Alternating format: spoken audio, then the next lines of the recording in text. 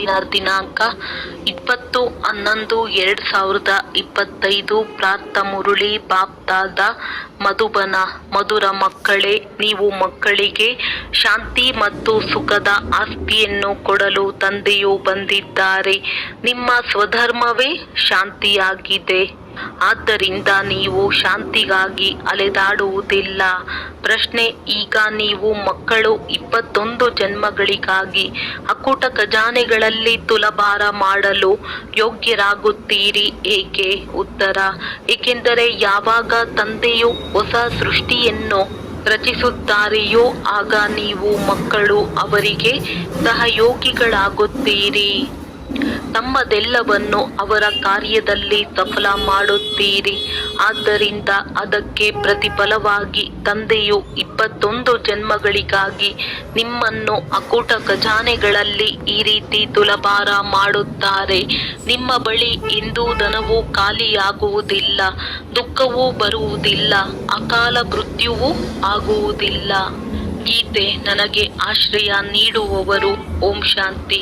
ಮಧುರಾತಿ ಮಧುರ ಆತ್ಮಿಕ ಮಕ್ಕಳಿಗೆ ಓಂನ ಅರ್ಥವನ್ನು ತಿಳಿಸಿದ್ದೇನೆ. ಕೆಲವರು ಕೇವಲ ಓಂ ಎಂದು ಹೇಳುತ್ತಾರೆ, ಆದರೆ ವಾಸ್ತವದಲ್ಲಿ ಓಂ ಶಾಂತಿ ಎಂದು ಹೇಳಬೇಕು. ಕೇವಲ ಓಂ ಎಂದರೆ ಓಂ ಭಗವಂತನೆಂದು ಅದರ ಅರ್ಥವಾಗುತ್ತದೆ. ಓಂ ಶಾಂತಿಯ ಅರ್ಥವಾಗಿದೆ.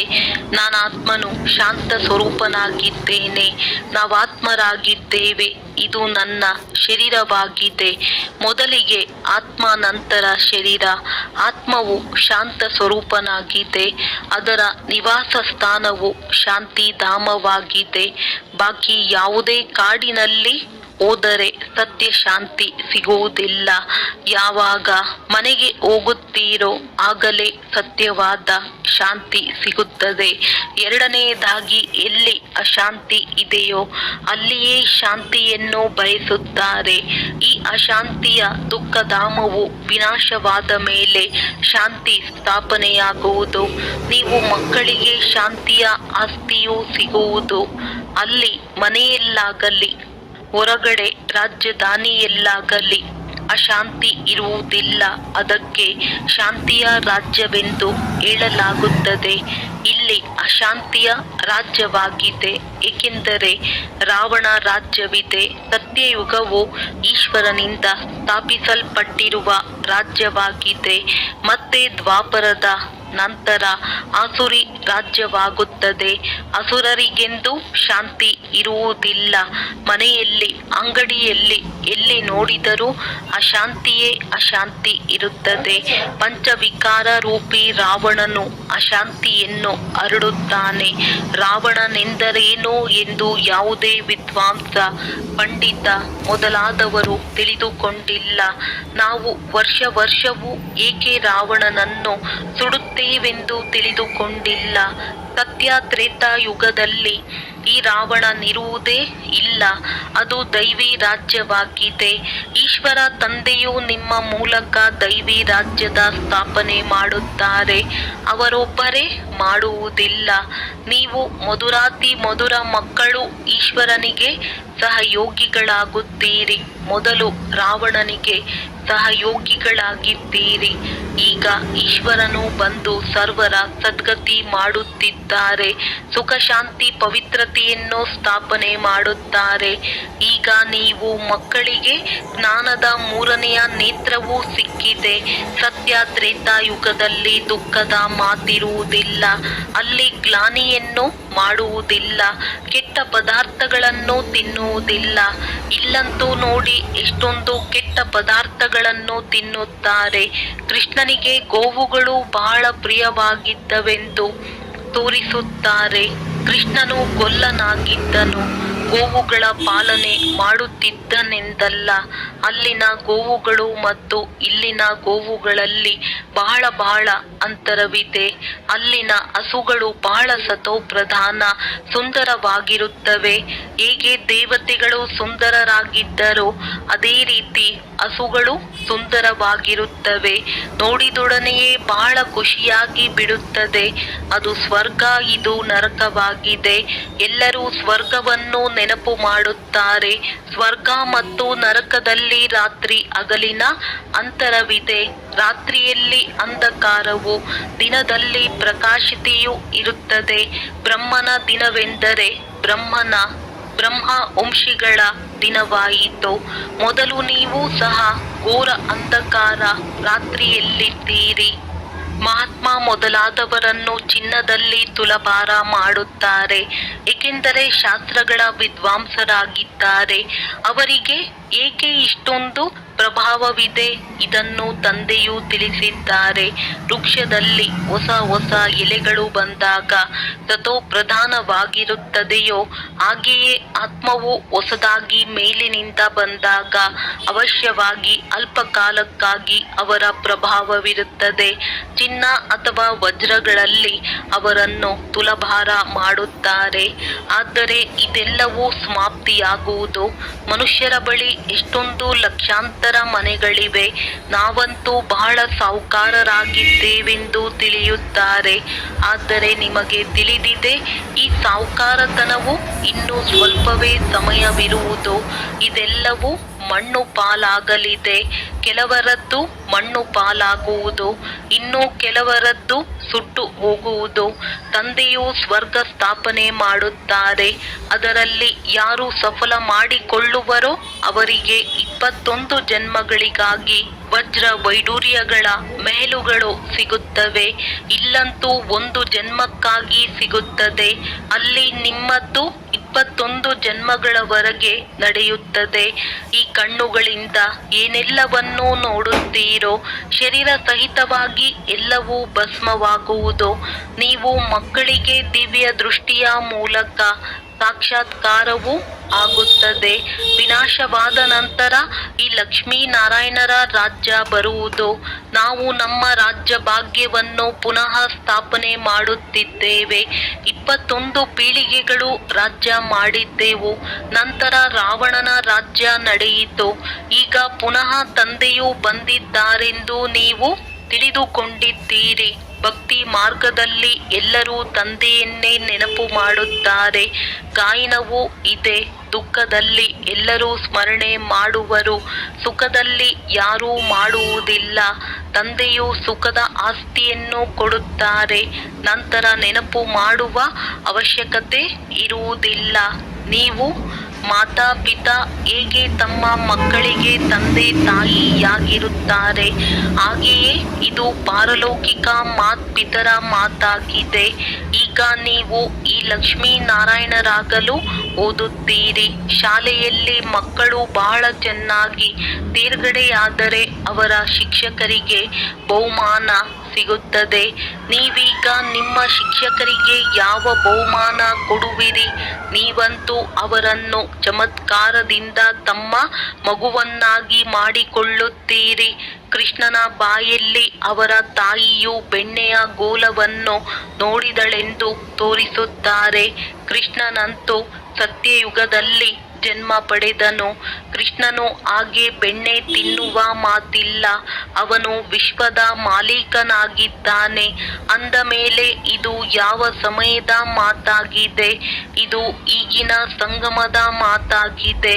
ನೀವು ತಿಳಿದುಕೊಂಡಿದ್ದೀರಿ, ನಾವು ಶರೀರವನ್ನು ಬಿಟ್ಟು ಹೋಗಿ ವಿಶ್ವದ ಮಾಲೀಕರಾಗುತ್ತೇವೆ. ಕ್ರಿಶ್ಚಿಯನ್ನರಿಬ್ಬರು ಪರಸ್ಪರ ಹೊಡೆದಾಡುತ್ತಾರೆ ಮತ್ತು ಬೆಣ್ಣೆಯ ಗೋಲವು ನೀವು ಮಕ್ಕಳಿಗೆ ಸಿಗುತ್ತದೆ ಅಂದರೆ ರಾಜ್ಯಭಾಗ್ಯ ಸಿಗುತ್ತದೆ ಎಲ್ಲವೇ? ಹೇಗೆ ಅವರು ಭಾರತವನ್ನು ಪರಸ್ಪರ ಹೊಡೆದಾಡುವಂತೆ ಮಾಡಿ ತಾವು ರಾಜ್ಯರೂಪಿ ಬೆಣ್ಣೆಯನ್ನು ತಿಂದು ಬಿಟ್ಟರು. ಕ್ರಿಶ್ಚಿಯನ್ನರ ರಾಜಧಾನಿಯು ಮುಕ್ಕಾಲು ಭಾಗದಲ್ಲಿತ್ತು. ಕೊನೆಯಲ್ಲಿ ಕಳೆಯುತ್ತಾ ಹೋದಂತೆ ಎಲ್ಲವೂ ಬಿಟ್ಟು ಹೋಯಿತು. ಇಡೀ ವಿಶ್ವದಲ್ಲಿ ನಿಮ್ಮ ವಿನಃ ಮತ್ಯಾರೂ ರಾಜ್ಯವನ್ನು ಮಾಡಲು ಸಾಧ್ಯವಿಲ್ಲ. ನೀವೀಗ ಈಶ್ವರಿಯ ಸಂತಾನರಾಗಿದ್ದೀರಿ. ನೀವು ಬ್ರಹ್ಮಾಂಡದ ಮಾಲೀಕರು ಮತ್ತು ವಿಶ್ವದ ಮಾಲೀಕರಾಗುತ್ತೀರಿ. ವಿಶ್ವದಲ್ಲಿ ಬ್ರಹ್ಮಾಂಡವೂ ಬರುವುದಿಲ್ಲ. ಸೂಕ್ಷ್ಮ ವತನದಲ್ಲಿಯೂ ರಾಜ್ಯಭಾರ ನಡೆಯುವುದಿಲ್ಲ. ಸತ್ಯ ತ್ರೇತಾಯುಗ ಈ ಚಕ್ರವು ಇಲ್ಲಿ ಸ್ಥೂಲ ವತನದಲ್ಲಿಯೇ ಸುತ್ತುತ್ತದೆ. ಧ್ಯಾನದಲ್ಲಿ ಆತ್ಮವು ಎಲ್ಲಿಯೂ ಹೋಗುವುದಿಲ್ಲ. ಒಂದು ವೇಳೆ ಆತ್ಮವು ಹೋಗುವುದಾದರೆ ಶರೀರವು ಸಮಾಪ್ತಿಯಾಗಿ ಬಿಡುವುದು. ಕೇವಲ ಇದೆಲ್ಲವೂ ಸಾಕ್ಷಾತ್ಕಾರವಾಗಿದೆ. ರಿದ್ಧಿ ಸಿದ್ಧಿಯ ಮೂಲಕವೂ ಇಂತಹ ಸಾಕ್ಷಾತ್ಕಾರಗಳಾಗುತ್ತವೆ. ಇಲ್ಲಿ ಕುಳಿತೇ ವಿದೇಶದ ಪಾರ್ಲಿಮೆಂಟನ್ನು ನೋಡಬಲ್ಲರು. ತಂದೆಯ ಕೈಯಲ್ಲಿಯೂ ಸಹ ದಿವ್ಯ ದೃಷ್ಟಿಯ ಚಾಬಿ ಇದೆ. ನೀವು ಇಲ್ಲಿ ಕುಳಿತೇ ಲಂಡನ್ ನೋಡಬಲ್ಲಿರಿ. ಡ್ರಾಮಾನುಸಾರ ಆ ಸಮಯದಲ್ಲಿ ಅದು ಸಾಕ್ಷಾತ್ಕಾರವಾಗುತ್ತದೆ. ಅದು ಡ್ರಾಮಾದಲ್ಲಿ ಮೊದಲಿನಿಂದಲೇ ನಿಗದಿಯಾಗಿದೆ. ಹೇಗೆ ಭಗವಂತನು ಅರ್ಜುನನಿಗೆ ಸಾಕ್ಷಾತ್ಕಾರ ಮಾಡಿಸಿದರೆಂದು ಹೇಳುತ್ತಾರೆ. ಡ್ರಾಮಾನುಸಾರ ಅವರಿಗೆ ಸಾಕ್ಷಾತ್ಕಾರವಾಗಬೇಕಿತ್ತು. ಇದು ನಿಗದಿಯಾಗಿದೆ. ಇದರಲ್ಲಿ ಯಾರದೇ ದೊಡ್ಡಸ್ತಿಕೆ ಇಲ್ಲ. ಇದೆಲ್ಲವೂ ಡ್ರಾಮಾನುಸಾರ ನಡೆಯುತ್ತದೆ. ಕೃಷ್ಣನು ವಿಶ್ವದ ರಾಜಕುಮಾರನಾಗುತ್ತಾನೆ. ಅಂದರೆ ರಾಜ್ಯರೂಪಿ ಬೆಣ್ಣೆಯೂ ಸಿಗುತ್ತದೆ. ಯಾವುದಕ್ಕೆ ವಿಶ್ವ ಮತ್ತು ಬ್ರಹ್ಮಾಂಡವೆಂದು ಯಾವುದಕ್ಕೆ ಹೇಳಲಾಗುತ್ತದೆ ಎಂಬುದು ಯಾರಿಗೂ ತಿಳಿದಿಲ್ಲ. ಬ್ರಹ್ಮಾಂಡದಲ್ಲಿ ನೀವಾತ್ಮಗಳು ವಾಸಿಸುತ್ತೀರಿ. ಸೂಕ್ಷ್ಮ ವತನಕ್ಕೆ ಬಂದು ಹೋಗುವ ಸಾಕ್ಷಾತ್ಕಾರಗಳು ಈ ಸಮಯದಲ್ಲಿಯೇ ಆಗುತ್ತದೆ. ಇನ್ನು 5000 ವರ್ಷಗಳವರೆಗೆ ಸೂಕ್ಷ್ಮ ವತನದ ಹೆಸರೇ ಇರುವುದಿಲ್ಲ. ಬ್ರಹ್ಮ ದೇವತಾಯ ನಮಃ ಎಂದು ಹೇಳುತ್ತಾರೆ. ನಂತರ ಶಿವ ಪರಮಾತ್ಮಾಯ ನಮಃ ಎಂದು ಹೇಳುತ್ತಾರೆಂದರೆ ಎಲ್ಲರಿಗಿಂತ ಅವರು ಶ್ರೇಷ್ಠನಾದರಲ್ಲವೇ. ಅವರಿಗೆ ಭಗವಂತನೆಂದು ಹೇಳಲಾಗುತ್ತದೆ. ಆ ದೇವತೆಗಳು ಮನುಷ್ಯರೇ ಆಗಿದ್ದಾರೆ, ಆದರೆ ದೈವಿ ಗುಣವಂತರಾಗಿದ್ದಾರೆ. ಬಾಕಿ 4-8 ಭುಜಗಳುಳ್ಳ ಮನುಷ್ಯರಿರುವುದಿಲ್ಲ. ಅಲ್ಲಿಯೂ ಆ ದೇವತೆಗಳು ಮನುಷ್ಯರೇ ಆಗಿದ್ದಾರೆ, ಆದರೆ ದೈವಿ ಗುಣವಂತರಾಗಿದ್ದಾರೆ. ಬಾಕಿ 4-8 ಭುಜಗಳುಳ್ಳ ಮನುಷ್ಯರಿರುವುದಿಲ್ಲ. ಅಲ್ಲಿಯೂ 2 ಭುಜದವರೇ ಇರುತ್ತಾರೆ, ಆದರೆ ಸಂಪೂರ್ಣ ಪವಿತ್ರರಾಗಿರುತ್ತಾರೆ. ಅಪವಿತ್ರತೆಯ ಮಾತಿರುವುದಿಲ್ಲ. ಎಂದು ಅಕಾಲ ಮೃತ್ಯುವಾಗುವುದಿಲ್ಲ ಅಂದಾಗ ನೀವು ಮಕ್ಕಳಿಗೆ ಖುಷಿ ಇರಬೇಕು. ನಾವಾತ್ಮರು ಈ ಶರೀರದ ಮೂಲಕ ತಂದೆಯನ್ನು ನೋಡಲೇಬೇಕು. ಶರೀರವೇ ಕಾಣುತ್ತದೆ. ಪರಮಾತ್ಮ ಅಥವಾ ಆತ್ಮನವನ್ನಂತೂ ನೋಡಲು ಸಾಧ್ಯವಿಲ್ಲ. ಆತ್ಮ ಮತ್ತು ಪರಮಾತ್ಮನನ್ನು ಅರಿತುಕೊಳ್ಳಲಾಗುತ್ತದೆ. ನೋಡುವುದಕ್ಕಾಗಿ ಮತ್ತೆ ದಿವ್ಯ ದೃಷ್ಟಿಯೂ ಸಿಗುತ್ತದೆ. ಮತ್ತೆಲ್ಲ ವಸ್ತುಗಳು ದಿವ್ಯ ದೃಷ್ಟಿಯಿಂದ ದೊಡ್ಡದಾಗಿ ಕಾಣುತ್ತವೆ. ರಾಜಧಾನಿಯು ದೊಡ್ಡದಾಗಿ ಕಾಣುತ್ತದೆ. ಆತ್ಮವಂತೂ ಚಿಕ್ಕ ಬಿಂದುವಾಗಿದೆ. ಬಿಂದುವನ್ನು ನೋಡುವುದರಿಂದ ನೀವು ಏನೂ ತಿಳಿದುಕೊಳ್ಳುವುದಿಲ್ಲ. ಆತ್ಮವು ಬಹಳ ಸೂಕ್ಷ್ಮವಾಗಿದೆ. ಅನೇಕ ವೈದ್ಯರು ಮೊದಲಾದವರು ಆತ್ಮವನ್ನು ನೋಡುವ ಪ್ರಯತ್ನ ಪಟ್ಟರು, ಆದರೆ ಯಾರಿಗೂ ತಿಳಿಯುವುದಿಲ್ಲ. ಆ ಮನುಷ್ಯರಂತೂ ವಜ್ರ ರತ್ನಗಳಲ್ಲಿ ತುಲಭಾರ ಮಾಡುತ್ತಾರೆ. ನೀವು ಜನ್ಮ ಜನ್ಮಾಂತರಕ್ಕಾಗಿ ಪದಮಾಪತಿಗಳಾಗುತ್ತೀರಿ.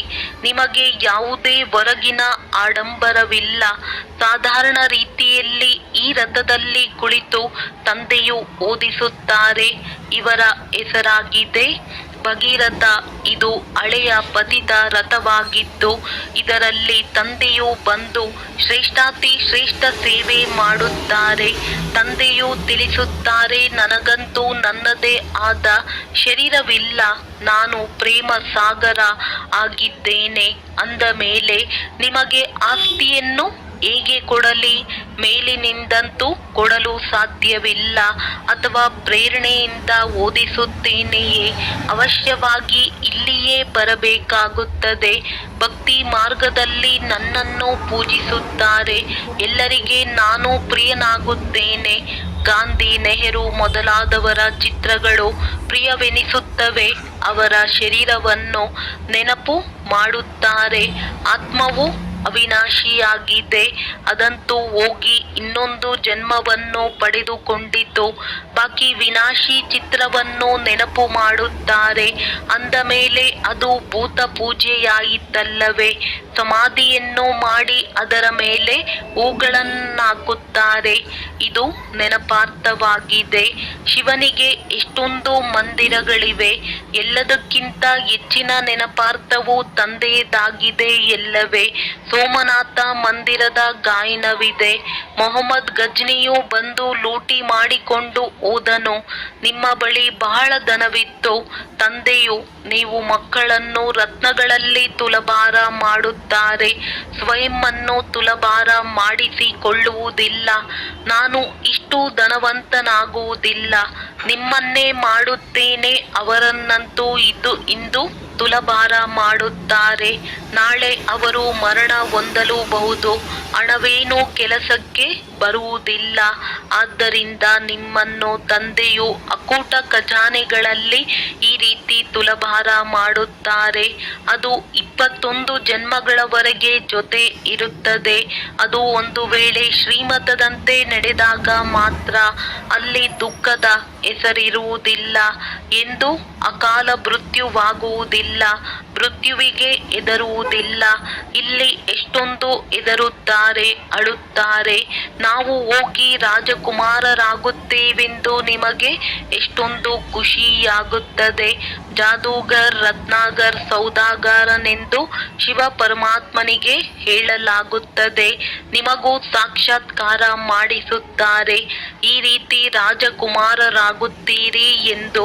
ಇತ್ತೀಚೆಗೆ ತಂದೆಯು ಸಾಕ್ಷಾತ್ಕಾರದ ಪಾತ್ರವನ್ನೇ ನಿಲ್ಲಿಸಿ ಬಿಟ್ಟಿದ್ದಾರೆ, ಏಕೆಂದರೆ ಇದರಿಂದ ನಷ್ಟವಾಗುತ್ತದೆ. ಈಗ ತಂದೆಯು ಜ್ಞಾನದಿಂದ ನಿಮ್ಮ ಸದ್ಗತಿ ಮಾಡುತ್ತಾರೆ. ನೀವು ಮೊದಲು ಸುಖಧಾಮಕ್ಕೆ ಹೋಗುತ್ತೀರಿ. ಈಗಂತೂ ದುಃಖಧಾಮವಿದೆ. ನಿಮಗೆ ತಿಳಿದಿದೆ, ಆತ್ಮವೇ ಜ್ಞಾನ ಧಾರಣೆ ಮಾಡುತ್ತದೆ. ಆದ್ದರಿಂದ ತಮ್ಮನ್ನು ಆತ್ಮನೆಂದು ತಿಳಿಯಿರಿ ಎಂದು ತಂದೆಯು ತಿಳಿಸುತ್ತಾರೆ. ಆತ್ಮದಲ್ಲಿಯೇ ಒಳ್ಳೆಯ ಅಥವಾ ಕೆಟ್ಟ ಸಂಸ್ಕಾರಗಳಿರುತ್ತವೆ. ಒಂದು ವೇಳೆ ಸಂಸ್ಕಾರವು ಶರೀರದಲ್ಲಿದ್ದಿದ್ದೇ ಆದರೆ ಶರೀರವು ಸುಟ್ಟಾಗ ಸಂಸ್ಕಾರವು ಭಸ್ಮವಾಗಿ ಬಿಡುವುದು.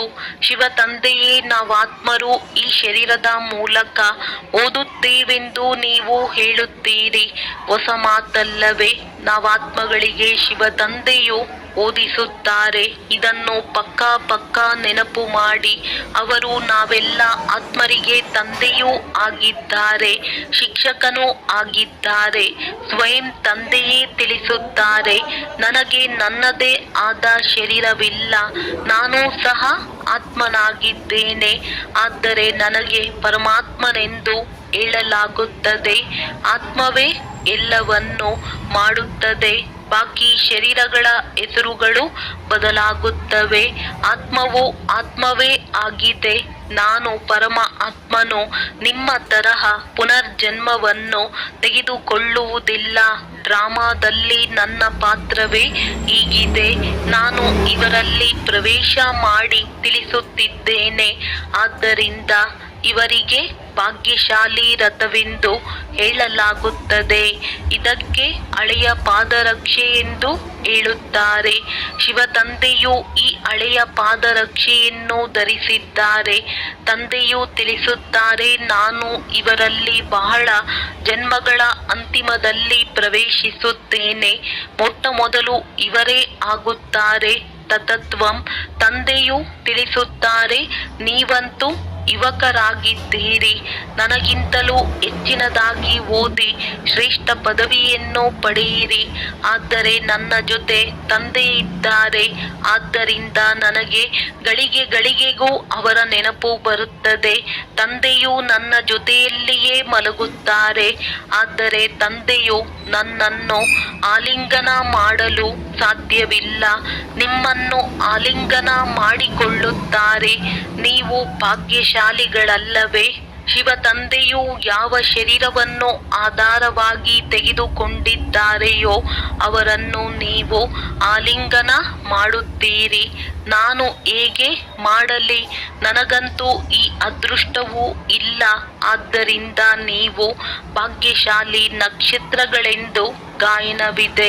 ಮಕ್ಕಳು ಯಾವಾಗಲೂ ಅದೃಷ್ಟವಂತರಾಗಿರುತ್ತಾರೆ. ತಂದೆಯು ಹಣವನ್ನು ಮಕ್ಕಳಿಗೆ ಕೊಡುತ್ತಾರೆ. ಅಂದ ಮೇಲೆ ನೀವು ಭಾಗ್ಯಶಾಲಿ ನಕ್ಷತ್ರಗಳಾದಿರಲ್ಲವೇ? ಶಿವ ತಂದೆಯು ಹೇಳುತ್ತಾರೆ, ನೀವು ನನಗಿಂತಲೂ ಭಾಗ್ಯಶಾಲಿಗಳಾಗಿದ್ದೀರಿ. ನಿಮಗೆ ಓದಿಸಿ ವಿಶ್ವದ ಮಾಲೀಕರನ್ನಾಗಿ ಮಾಡುತ್ತೇನೆ. ಆದರೆ ನಾನಾಗುವುದಿಲ್ಲ. ನೀವು ಬ್ರಹ್ಮಾಂಡಕ್ಕೂ ಮಾಲೀಕನಾಗುತ್ತೀರಿ. ಆದರೆ ನನ್ನ ಬಳಿ ದಿವ್ಯ ದೃಷ್ಟಿಯ ಬೀಗದ ಕೈ ಇದೆ. ನಾನು ಜ್ಞಾನ ಸಾಗರನಾಗಿದ್ದೇನೆ. ನಿಮ್ಮನ್ನು ಮಾಸ್ಟರ್ ಜ್ಞಾನ ಸಾಗರರನ್ನಾಗಿ ಮಾಡುತ್ತೇನೆ. ನೀವು ಇಡೀ ಚಕ್ರವನ್ನು ಅರಿತು ಚಕ್ರವರ್ತಿ ಮಹಾರಾಜ ಮಹಾರಾಣಿಯಾಗುತ್ತೀರಿ. ನಾನಾಗುವುದಿಲ್ಲ. ಹೇಗೆ ವೃದ್ಧರಾದಂತೆ ತಮ್ಮ ಮಕ್ಕಳಿಗೆ ಎಲ್ಲವನ್ನೂ ಕೊಟ್ಟು ವಾನಪ್ರಸ್ಥದಲ್ಲಿ ಹೊರಟು ಹೋಗುತ್ತಾರೆ. ಮೊದಲು ಈ ರೀತಿ ನಡೆಯುತ್ತಿತ್ತು. ಈಗಿನ ದಿನಗಳಲ್ಲಂತೂ ಮಕ್ಕಳಲ್ಲಿ ಬಹಳಷ್ಟು ಮೋಹವಿರುತ್ತದೆ. ಪಾರಲೌಕಿಕ ತಂದೆಯು ತಿಳಿಸುತ್ತಾರೆ, ನಾನು ಇವರಲ್ಲಿ ಪ್ರವೇಶ ಮಾಡಿ ನೀವು ಮಕ್ಕಳನ್ನು ಮುಳ್ಳುಗಳಿಂದ ಹೂಗಳು ವಿಶ್ವದ ಮಾಲೀಕರನ್ನಾಗಿ ಮಾಡಿ ಅರ್ಧಕಲ್ಪಕ್ಕಾಗಿ ಸದಾ ಸುಖಿಗಳನ್ನಾಗಿ ಮಾಡಿ ನಾನು ವಾನಪ್ರಸ್ಥದಲ್ಲಿ ಹೋಗಿ ಕುಳಿತು ಬಿಡುತ್ತೇನೆ. ಇವೆಲ್ಲ ಮಾತುಗಳು ಶಾಸ್ತ್ರಗಳಲ್ಲಿಲ್ಲ. ಸಾಧು ಸಂತರು ಶಾಸ್ತ್ರಗಳ ಮಾತನ್ನೇ ತಿಳಿಸುತ್ತಾರೆ. ತಂದೆಯು ಜ್ಞಾನ ಸಾಗರನಾಗಿದ್ದಾರೆ. ಅವರೇ ಸ್ವಯಂ ಹೇಳುತ್ತಾರೆ, ಮಕ್ಕಳೇ, ಈ ವೇದಶಾಸ್ತ್ರ ಇತ್ಯಾದಿಗಳೆಲ್ಲವೂ ಭಕ್ತಿ ಮಾರ್ಗದ ಸಾಮಗ್ರಿಗಳಾಗಿವೆ. ಜ್ಞಾನ ಸಾಗರನು ನಾನೊಬ್ಬನೇ ಆಗಿದ್ದೇನೆ. ಒಳ್ಳೆಯದು. ಮಧುರಾತಿ ಮಧುರ ಅಗಲಿ ಹೋಗಿ ಮರಳಿ ಸಿಕ್ಕಿರುವ ಮಕ್ಕಳ ಪ್ರತಿ ಮಾತ್ಪಿತಾ ಬಾಪ್ದಾದಾರವರ ನೆನಪು, ಪ್ರೀತಿ ಹಾಗೂ ಸುಪ್ರಭಾತ. ಆತ್ಮಿಕ ಮಕ್ಕಳಿಗೆ ಆತ್ಮಿಕ ತಂದೆಯ ನಮಸ್ತೆ. ಧಾರಣೆಗಾಗಿ ಮುಖ್ಯ ಸಾರ. ಈ ಕಣ್ಣುಗಳಿಗೆ ಶರೀರ ಸಹಿತವಾಗಿ ಏನೆಲ್ಲವೂ ಕಾಣುತ್ತಿದೆಯೋ ಇದೆಲ್ಲವೂ ಭಸ್ಮವಾಗಲಿದೆ. ಆದ್ದರಿಂದ ತಮ್ಮ ಸರ್ವಸ್ವವನ್ನು ಸಫಲ ಮಾಡಿಕೊಳ್ಳಿ. ತಂದೆಯಿಂದ ಪೂರ್ಣ ಆಸ್ತಿಯನ್ನು ತೆಗೆದುಕೊಳ್ಳಲು ವಿದ್ಯೆಯನ್ನು ಓದಬೇಕಾಗಿದೆ. ಸದಾ ತಮ್ಮ ಅದೃಷ್ಟವನ್ನು ಸ್ಮೃತಿಯಲ್ಲಿಟ್ಟುಕೊಂಡು ಬ್ರಹ್ಮಾಂಡ ಹಾಗೂ ವಿಶ್ವದ ಮಾಲೀಕರಾಗಬೇಕಾಗಿದೆ. ವರದಾನ: ವಾ ಡ್ರಾಮಾ ವಾನ ಸ್ಮೃತಿಯಿಂದ ಅನೇಕರ ಸೇವೆ ಮಾಡುವಂತಹ ಸದಾ ಖುಷ್ ನುಮಃ ಭವ. ಈ ಡ್ರಾಮಾದ ಯಾವುದೇ ದೃಶ್ಯವನ್ನು ನೋಡುತ್ತಾ ವಾ ಡ್ರಾಮಾ ವಾನ ಸ್ಮೃತಿಯಲ್ಲಿರುತ್ತೀರೆಂದರೆ ಎಂದಿಗೂ ಗಾಬರಿಯಾಗುವುದಿಲ್ಲ. ಏಕೆಂದರೆ ಡ್ರಾಮಾದ ಜ್ಞಾನವೂ ಸಿಕ್ಕಿದೆ. ವರ್ತಮಾನ ಸಮಯವು ಕಲ್ಯಾಣಕಾರಿ ಯುಗವಾಗಿದೆ. ಇದರಲ್ಲಿ ಏನೆಲ್ಲ ದೃಶ್ಯಗಳು ಮುಂದೆ ಬರುತ್ತವೆ ಅದರಲ್ಲಿ ಕಲ್ಯಾಣವು ಅಡಗಿದೆ. ವರ್ತಮಾನದಲ್ಲಿ ಕಲ್ಯಾಣ ಕಾಣಿಸದಿರಬಹುದು, ಆದರೆ ಭವಿಷ್ಯದಲ್ಲಿ ಸಮಾವೇಶವಾಗಿ ಕಲ್ಯಾಣವು ಪ್ರತ್ಯಕ್ಷವಾಗಿ ಬಿಡುತ್ತದೆ. ಅದರಿಂದ ವಾ ಡ್ರಾಮಾ ವಾನ ಸ್ಮೃತಿಯಿಂದ ಸದಾ ಖುಷ್ ನುಮಃ ಆಗಿರುತ್ತೀರಿ. ಪುರುಷಾರ್ಥದಲ್ಲಿ ಎಂದಿಗೂ ಆಲಸ್ಯವು ಬರುವುದಿಲ್ಲ. ಸ್ವತಃವಾಗಿಯೇ ತಮ್ಮ ಮೂಲಕ ಅನೇಕರ ಸೇವೆಯಾಗುತ್ತಿರುತ್ತದೆ. ಸ್ಲೋಗನ್: ಶಾಂತಿಯ ಶಕ್ತಿಯೇ ಮಂತ್ರ ಸೇವೆಯ ಸಹಜ ಸಾಧನವಾಗಿದೆ. ಎಲ್ಲಿ ಶಾಂತಿಯ ಶಕ್ತಿ ಇದೆ ಅಲ್ಲಿ ಸಂತುಷ್ಟತೆ ಇದೆ.